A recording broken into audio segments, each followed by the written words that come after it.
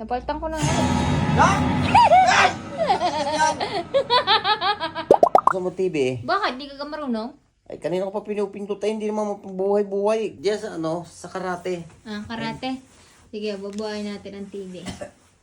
Ayan, nilagay ho natin sa karate ang palabas. Bye! Ano ba yan? Hindi naman karate yan eh. Bakit? Karate! Ay, Karate yan! wala, hindi karate yan. Horror yan. Bakit? Kaya mo naman manood yan, lalaki Wala, ka. putos na ayaw ko yan. Napalitan ko na nga. Ha?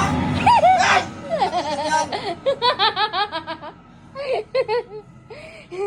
Wala, hindi naman karate yan eh. Putang nakakagulat yan. Palta ko yan. Ha? Ano ba yan? Wala. Bye-bye pa! Wala, putang ina yung palta ko eh. Bye!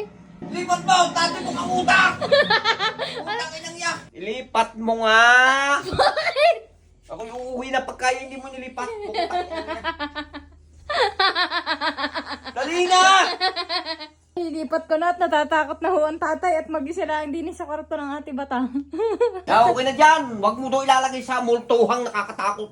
Putis na. Ano nangyayari? Natin po kang utak. Oo, natin bukang utak kanina. Nako. Nakakatakot yun. Bye!